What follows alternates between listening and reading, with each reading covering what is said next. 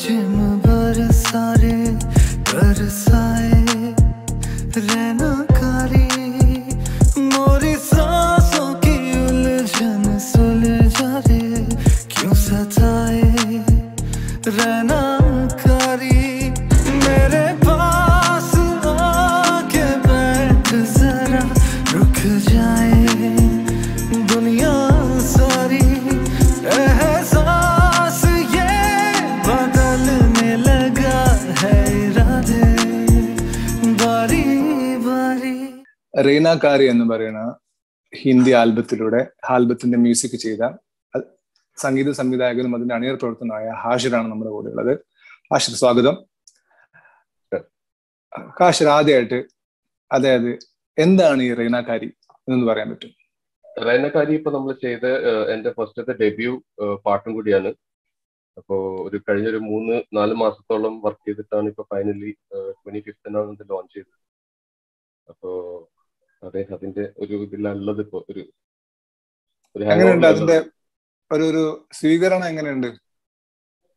അതിപ്പോ ശരിക്കും പറഞ്ഞു കഴിഞ്ഞാല് നമ്മള് വേറെ ലേബിൾസിൽ കൊടുക്കാനുള്ള പ്ലാനായിരുന്നു. പക്ഷെ പിന്നെ കുറച്ച് സാങ്കേതിക ബുദ്ധിമുട്ടുകൾ കാരണം കൊടുക്കാൻ പറ്റിയില്ല. പിന്നെ നമ്മൾ സ്വന്തം ചാനൽ ഉണ്ടാക്കി അതിലിറക്കി ചെയ്തു. Okay okay okay. അപ്പൊ ഒരു മ്യൂസിക് പ്രൊഡക്ഷനിലേക്ക് ശരിക്കും ഹാഷിർ എന്താ ചെയ്യുന്നത്? മ്യൂസിക് പ്രൊഡക്ഷനിലേക്കൊക്കെ എത്തുന്നത് എങ്ങനെയാണ്? ഞാൻ കുറെ കാലങ്ങളായിട്ട് എന്റെ ഒരു പാഷൻ കൂടിയാണ് മ്യൂസിക്. അപ്പൊ കുറെ വർഷങ്ങളായിട്ട് ഞാൻ ഇങ്ങനെ നിരന്തരം ചെയ്തുകൊണ്ടിരിക്കുന്ന ഒരു പണി കൂടിയാണ്. ഫ്രീ കിട്ടുമ്പോഴെല്ലാം ഓരോ ട്യൂൺസും ഇങ്ങനെ ഓരോന്ന് കമ്പോസ് ചെയ്തിട്ടുണ്ട്. അപ്പൊ ഫൈനലി ഇപ്പൊ ഇങ്ങനെ ഒരു പ്ലാറ്റ്ഫോം കിട്ടി. ഇപ്പൊ നമ്മള് കുറച്ച് പരിചയങ്ങളിൽ കൂടി നല്ലൊരു പ്ലാറ്റ്ഫോം കിട്ടിയപ്പോ പിന്നെ എല്ലാവരും പറഞ്ഞു വൈ നോട്ട് മുന്നോട്ട് കൊണ്ടുപോകാന്ന് പറഞ്ഞതുകൊണ്ട് പിന്നെ അങ്ങനെ പോയത്. അപ്പം സ്വാഭാവികമായിട്ട് ഓർഗാനിക്കലി എത്തിപ്പെട്ടു. അതെ. ഇതല്ലാതെ ഒരു പ്രൊഫഷണലി വേറെ എന്താ ചെയ്യുന്നത്? ഞാനൊരു IT പ്രൊഫഷണലാണ്, ദുബായിലെ വർക്ക് ചെയ്യുന്നത്. പിന്നെ ഞാനിപ്പോ ഈ അതിന്റെ ഒരു ഇൻഡെപ്ത് മീനിങ് ഒക്കെ എന്താണ് ശരിക്കും? നമുക്കിപ്പോ മലയാളിയായ ഒരാളാണ് ചെയ്യുന്നത്. അപ്പം ഞാനിപ്പോ നോക്കുമ്പോൾ വേറെയും കുറെ ആൾക്കാരൊക്കെ ഇപ്പം മലയാളത്തിനെക്കാട്ടും ഹിന്ദി ചൂസ് ചെയ്തിട്ടൊക്കെ കണ്ടിട്ടുണ്ട് ആൽബം ഇറക്കാൻ. അപ്പം എന്തുകൊണ്ട് കൂടുതൽ കംഫർട്ടബിൾ ആയ ലാംഗ്വേജ് ആയതാണോ അതോ കൂടുതൽ കൺവേ ചെയ്യാൻ പറ്റുമെന്ന് തോന്നിയോ? ശരിക്കും എന്തായിരുന്നു ആ ഹിന്ദി ചൂസ് ചെയ്യാനുള്ള കാരണം? അല്ല, ഇത് ശരിക്കും ഞാൻ ഒഫീഷ്യലി ഫസ്റ്റ് ഇറക്കാൻ ഉദ്ദേശിച്ച പാട്ടല്ല. എന്റെ ഫസ്റ്റ് പാട്ട് മലയാളം പാട്ട് തന്നെയായിരുന്നു. പിന്നെ ഇത് പ്രതീക്ഷിക്കാണ്ട് കയറി വന്ന ഒരു പ്രൊജക്ട് ആയിരുന്നു. കാരണം ഞാനും ഇതിന്റെ ഡയറക്ടർ ഷാനവാസ് മുണ്ടോൾ എന്ന് പറയുന്നത് എന്റെ സുഹൃത്ത്, എന്റെ കൂടെ കോളേജിൽ പഠിച്ച കൂടെ ഒരുപാട് 15 വർഷമായിട്ട് അറിയുന്ന പുള്ളിയാണ്. അപ്പൊ അവന്റെ ഒരു ദിവസം ഇങ്ങനെ ഒരു ഷോർട്ട് ഫിലിമിന്റെ ഡിസ്കഷന് വേണ്ടിയിട്ട് പോയതാണ്. അപ്പൊ അങ്ങനെ പെട്ടെന്ന് ഈ ഒരു ഇതിന്റെ ഇടയിലുള്ള ഒരു ട്യൂൺ ഇട്ട് കൊടുത്തപ്പോ പുള്ളി പറഞ്ഞില്ല അത് ശരിയാവില്ല. അപ്പൊ അങ്ങനെ അത് മാറ്റി വെച്ച്, പക്ഷെ എനിക്കത് ഭയങ്കര കാച്ചിയായിട്ട് തോന്നി. അപ്പൊ ആ സാധനം ഞാൻ സേവ് ചെയ്തിട്ട് മാറ്റി വെച്ചിരുന്നു. പിന്നീട് നമ്മൾ ഇങ്ങനെ ഡിസ്കസ് ചെയ്യുമ്പോഴാണ് ഇത് എന്തുകൊണ്ട് ഒരു ഫുൾ പാട്ടിന് ആയിക്കൂടാ എന്ന് പറഞ്ഞിട്ട് പിന്നെ അവിടെ നിന്ന് അങ്ങോട്ട് ഇത് ഡെവലപ്പ് ചെയ്യായിരുന്നു. അതായത് ഒരു ഷോർട്ട് ഫിലിമിന് വേണ്ടി എടുത്തു വെച്ച പാട്ട് പിന്നെ ഒരു ഫുൾ സോങ് ആയി മാറി. പാട്ടല്ല, ഒരു ട്യൂൺ മാത്രമേ ഉണ്ടായിരുന്നുള്ളൂ. ഒരു ഷോർട്ട് ഫിലിമിന്റെ ഒരു ചെറിയൊരു സീക്വൻസ് മാത്രമേ ഉണ്ടായിരുന്നുള്ളൂ. ഡെവലപ്പ് ആയി വന്ന ഒരു പാട്ടായിരുന്നു. അപ്പൊ ലിറിക്സും കാര്യങ്ങളും പിന്നെ സിംഗേഴ്സ് അതിലേക്കൊക്കെ എങ്ങനെ എത്തിപ്പെട്ടത്? ലിറിക്സ് സത്യം പറഞ്ഞാൽ ഇത് നമുക്ക് കുറച്ചൊരു പോയറ്റിക് ആക്കണം എന്നുള്ള ഒരു ആഗ്രഹം എനിക്ക് ഉണ്ടായിരുന്നു. ഇതിന്റെ കംപ്ലീറ്റ് ട്രാക്ക് ഫൈനലൈസ് ചെയ്തപ്പോ കുറച്ചൊന്നൊരു പോയറ്റിക് ടച്ച് കൊണ്ടുവരണം. നമ്മൾ സ്ഥിരം യൂസ് ചെയ്യുന്ന കുറെ വാക്കുകൾ ഇതിലുണ്ട്, ഇല്ലാന്നല്ല പറയുന്നത്. പക്ഷെ എന്നാലും കുറച്ച് അതുമാതിരി കുറച്ച് പോയറ്റിക് വാക്കുകൾ യൂസ് ചെയ്യണം എന്നുള്ളൊരു ആഗ്രഹം ഉണ്ടായിരുന്നു. അപ്പൊ എന്റെ ഒരു ഫ്രണ്ട് റെക്കമെൻഡ് ചെയ്താണ് ഇതിന്റെ ലിറിക്സ് ചെയ്ത പുള്ളി, വക്കാസ് ഖാദിർ ഷെയ്ഖ്. പുള്ളി ഒരു പാകിസ്ഥാൻ നാഷണലാണ്. അപ്പൊ ആളാണ് ഇതിന്റെ വരികൾ എഴുതിയത്. അതുപോലെ ഇത് പാടിയതായിക്കോട്ടെ വക്കാസ് ഈ പുള്ളിക്കാരന്റെ ഒരു ഫ്രണ്ട്, അതായത് പുള്ളിക്കാരന്റെ ത്രൂ തന്നെ പരിചയപ്പെട്ട ഒരു ആളാണ് ആസിഫ് അലി എന്ന് പറഞ്ഞത്.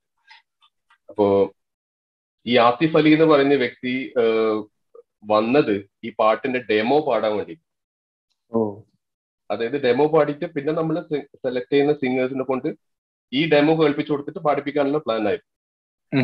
പക്ഷെ പുള്ളി അത് അവിടുന്ന് പാടിപ്പോ എന്തോ എനിക്ക് ഭയങ്കരമായിട്ട് കണക്ട് ആയി. ആ ഒരു പുള്ളിയുടെ സ്റ്റൈലും വോയിസും ഭയങ്കരമായിട്ട് ഇഷ്ടമായി. പിന്നെ ഞാൻ അവിടെ തന്നെ പറഞ്ഞു നിങ്ങൾ തന്നെ പാടുമെന്ന് പറഞ്ഞിട്ട് അങ്ങനെ അവനെ കൊണ്ട് തന്നെ പഠിച്ചു. അപ്പൊ ലിറിക്സും സിംഗറും ഒക്കെ പാകിസ്ഥാനീസ് ആണ്, പിന്നെ നിങ്ങളുടെ ആ ഒരു മിഡിൽ ഈസ്റ്റിലുള്ള കണക്ഷൻ അങ്ങനെ അവിടെ അവർ കൂടെയുള്ള ആളുകളാണോ? അവർ ഇന്തോ പാകിസ്ഥാൻ കൊളാബറേഷൻ തന്നെയാണ്. അതെ അതെ. പിന്നെ നിങ്ങൾ ഇവര് രണ്ടുപേരും ഒഴിച്ച് ബാക്കി എല്ലാവരും നമ്മള് മലയാളി തന്നെ ഇതിന്റെ പുറകിൽ പ്രവർത്തിച്ച എല്ലാവരും. ഓക്കെ. അല്ല, ഈ ഒരു പ്രൊജക്ട് ശരിക്കും ഏറ്റെടുത്തത് #+ എന്ന് പറഞ്ഞൊരു പ്രൊഡക്ഷൻ കമ്പനിയാണ് ദുബായിൽ. കുറെ വർക്കുകൾ ചെയ്തിട്ടുള്ള ഒരു കമ്പനിയാണ്. ഇപ്പോ റീസെന്റ് ആയിട്ട് വിനീത് ശ്രീനിവാസന്റെ ഹൃദയം, പിന്നെ ദുൽഖർ സൽമാന്റെ കുറുപ്പ്, അതിനൊക്കെ പ്രൊഡക്ഷൻ ഇതിൽ വർക്ക് ചെയ്തിട്ടുണ്ട്. അപ്പൊ ഒരു കാസ്റ്റിംഗ് ഡയറക്ടറും കൂടിയാണ് അതിന്റെ ഓണർ. പിന്നെ എല്ലാം ഒരു എന്താ പറയാ, ഒരു നല്ലൊരു പ്ലാറ്റ്ഫോം കിട്ടി. പിന്നെ ഇതിൽ അഭിനയിച്ചിരിക്കുന്ന നടൻ വിജയ് ജോണി, ആള് മലയാള സിനിമയിൽ അഭിനയിച്ചിട്ടുള്ളതാണ്. കിനാവള്ളികളിൽ. അപ്പൊ അങ്ങനെ കുറച്ച് ഭാഗ്യം കിട്ടി. ഷൂട്ടൊക്കെ അപ്പൊ എപ്പോഴാണ് കഴിഞ്ഞിരുന്നത്? ഇതിന്റെ ഷൂട്ട് കഴിഞ്ഞത് ജൂൺ 2-ാം തീയതി. പിന്നെ എനിക്ക് ചോദിക്കാൻ മെയിനായിട്ട് കേട്ടപ്പോ തോന്നിയത് ഫീലാണ്. അപ്പം നമ്മളിപ്പോ പഴയ ഒരു SS മ്യൂസിക്, B4U, പിന്നെ V ചാനൽ, MTV ഐറ്റത്തിലൊക്കെ കേൾക്കുന്ന ബോംബെ വൈക്കിംഗ് സോങ്സുകള്, പിന്നെ അങ്ങനെയുള്ള കുറച്ച് ആ ഒരു വൈബ് നിങ്ങൾ മനഃപൂർവ്വമായിട്ട് വിട്ടതാണോ അതോ ഒരു 90s പ്രൊഡക്റ്റ് ആണോ അതോ 80s മില്ലേനിയൽ ഐറ്റം ആയതുകൊണ്ട് തോന്നിയതാണോ? അങ്ങനെ അത് ശരിക്കും അത് കമ്പോസ് ചെയ്യുമ്പോൾ ആ ഒരു തോട്ട് മൈൻഡിൽ ഉണ്ടായിരുന്നു. ഒരു 90s ഒരു ഫീല് കൊണ്ടുവരിപ്പിക്കണം.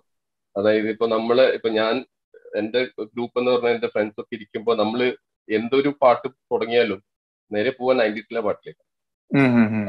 അപ്പൊ ആ ഒരു തോട്ട് എന്റെ മൈൻഡിൽ ഉണ്ടായിരുന്നു. അപ്പൊ ആ ഒരു മെലഡി കൊണ്ടുവരണമെന്ന് ഒരു നല്ല ആഗ്രഹം ഉണ്ടായിരുന്നു. അപ്പൊ ഇപ്പൊ ഈ പാട്ട് ഇറങ്ങിയിട്ടും കുറെ പേര് അത് ചോദിച്ചു എന്റെ അടുത്ത്, ഒരു 90s പോയ പോലെ തോന്നുന്നുണ്ട്. പിന്നെ അങ്ങനത്തെ ഒത്തിരി നല്ല ഫീഡ്ബാക്സ് കിട്ടിയിരുന്നു. കൊള്ളാം. പിന്നെ ഇപ്പം ഇതിന്റെ ഒരു മീനിങ് എന്താ? ലൈക്ക് ഇപ്പൊ എന്നെ സംബന്ധിച്ചുള്ള പുതിയൊരു വേർഡാണ് റീനാക്കാരി എന്ന് പറയുന്നത്. അപ്പൊ അതെന്താണ് ശരിക്കും?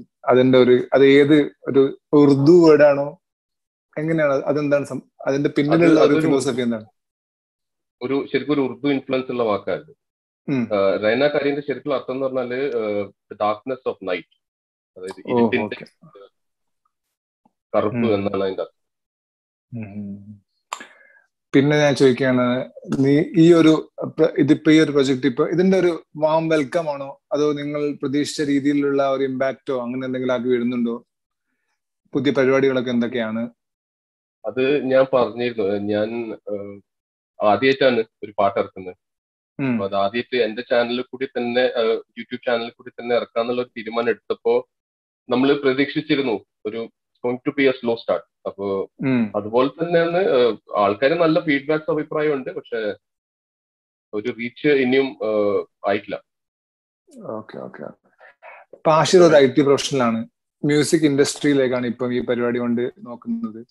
അപ്പം ശരിക്കും അങ്ങനെ ഒരു പ്രൊഡക്ഷൻ ഒക്കെ ചെയ്യുമ്പോൾ ഇപ്പം വേറെ പുതിയ ആൾക്കാരൊക്കെ, നിങ്ങളിപ്പോ ന്യൂബി ആണല്ലോ, അപ്പൊ പുതിയ ആൾക്കാരൊക്കെ വരുമ്പോ ഈ ഒരു മാർക്കറ്റ് ശരിക്കും അത് കൺസ്യൂം ചെയ്യാൻ അവർക്ക് പറ്റൂ.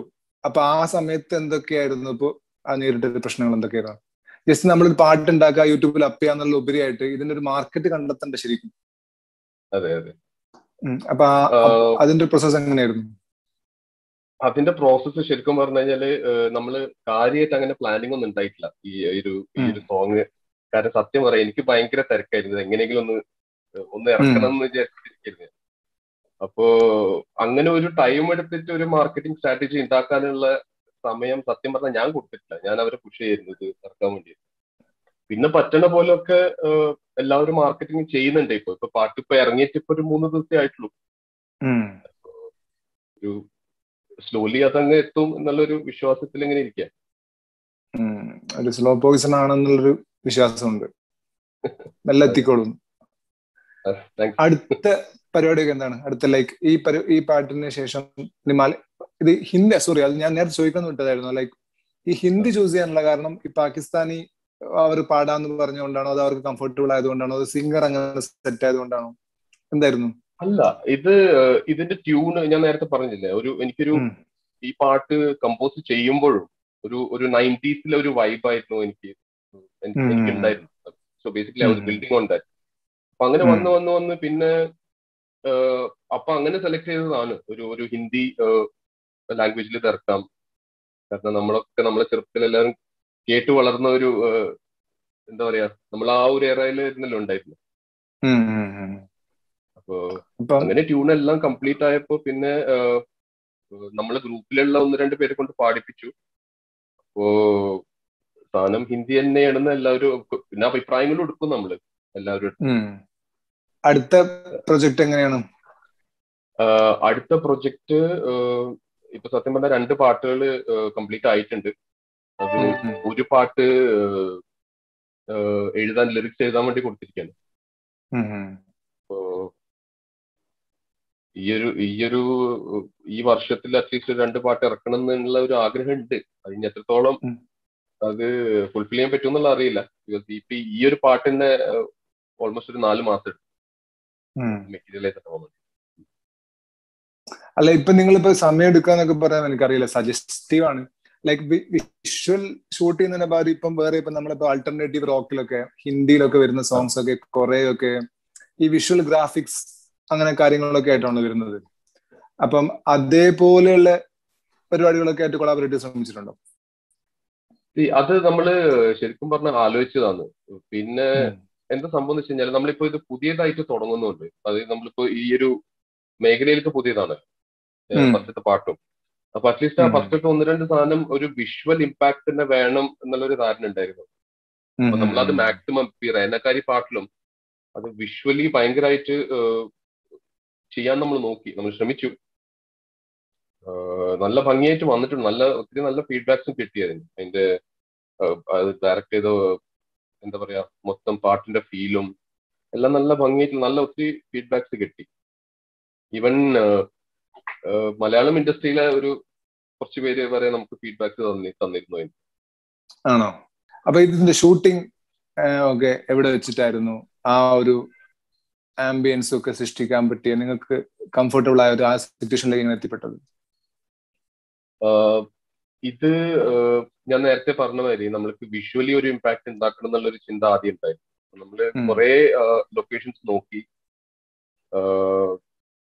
നമ്മൾ ശരിക്കും ആദ്യം സെലക്ട് ചെയ്ത ലൊക്കേഷൻ ഇതല്ല, കാരണം ഇത് നമുക്ക് കിട്ടിയിരുന്നില്ല നമ്മൾ ഉദ്ദേശിച്ച ഡേറ്റ്. അപ്പൊ നമുക്ക് കിട്ടിയത് വേറെ ഒരു ഡേറ്റ് ആയിരുന്നു. പിന്നെ ലാസ്റ്റ് മിനിറ്റിലാണ് അറിയുന്നത് ഇതും ഇപ്പൊ അവൈലബിൾ ഉണ്ട്. അപ്പൊ അങ്ങനെ നമ്മള് ഒരു സുഹൃത്തുണ്ട് ഇതിന്റെ പ്രൊഡക്ഷൻ കൺട്രോളർ ആയിട്ട് വർക്ക് ചെയ്ത ഒരു ഫ്രണ്ട്. പുള്ളി പറഞ്ഞത് ആളുള്ളതുകൊണ്ടാണ് ബേസിക്കലി നമുക്കിത് ഈ ഒരു ലൊക്കേഷൻ ഒത്ത് കിട്ടിയത്. ഇത് ഷൂട്ട് ചെയ്തിട്ടുള്ളത് ഇപ്പോ Dubai Bollywood parks and resorts എന്ന് പറയും, റിവർലാൻഡ്. പിന്നെ കൊറിയോഗ്രാഫി അതാണെന്ന് തോന്നുന്നു. കൊറിയോഗ്രാഫി ആണെന്ന് തോന്നുന്നു ഈ ഒരു പാട്ടിന്റെ ലിറിക്സിനോടും മ്യൂസിക്കിനോടും കൂടുതൽ അങ്ങ് ജെല്ലായി പോയതല്ലേ? ഇതിൽ ഒരുപാട് നമ്മൾ അറിയുന്ന ആൾക്കാർ തന്നെ ഇതിന്റെ പിന്നിൽ പ്രവർത്തിച്ചിട്ടുള്ളൂ. ഇതിന്റെ കൊറിയോഗ്രാഫി നിങ്ങൾ പറഞ്ഞ സ്ഥിതിക്ക് ചോദിച്ച സ്ഥിതിക്ക് അതും എന്റെ ഒരു ഫ്രണ്ടാ, മുൻസർ മുസ്തഫ എന്ന് പറയുന്ന ആളാണ് അതിന്റെ കൊറിയോഗ്രാഫി ചെയ്തത്. പുള്ളിയും ഇപ്പോ റീസെന്റ് ഞാൻ പറഞ്ഞു വരുന്നത് അതാണെന്ന് തോന്നുന്നു. ആ കൊറിയോഗ്രാഫി മ്യൂസിക് കാര്യങ്ങളൊക്കെ കൂടി കുറച്ചുകൂടി അത് ടൈറ്റ് പാക്ക് ആയിട്ട് വന്നിട്ടുണ്ടെന്ന് തോന്നുന്നു സോങ്. അപ്പൊ അതെ. അപ്പൊ അത് ഇപ്പൊ ഡാൻസ് ഇനീഷ്യലി നമ്മുടെ സ്ക്രിപ്റ്റിൽ ഡാൻസ് ഉണ്ടായിരുന്നില്ല. നമ്മളൊരു വേറെ തന്നെ ഒരു എൻറ്റയർലി ഡിഫറെന്റ് സ്റ്റോറി ലൈൻ ആയിരുന്നു ഇത്.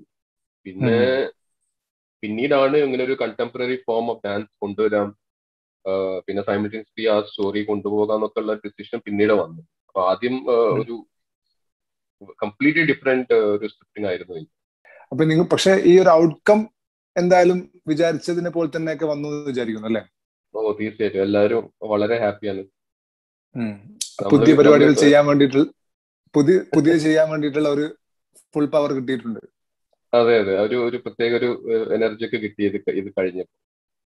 ഓക്കെ. അപ്പൊ നമുക്ക് എന്നാ പിന്നെ ഇനി വരാനിരിക്കുന്ന പ്രൊജക്ടുകളും അതിനെ കൂടുതൽ അടിപൊളിയായിട്ട് മ്യൂസിക്കും കാര്യങ്ങളൊക്കെ ചെയ്യാൻ പറ്റട്ടെ എന്ന് ആശംസിക്കുകയാണ്. നമുക്ക് വീണ്ടും കാണാം.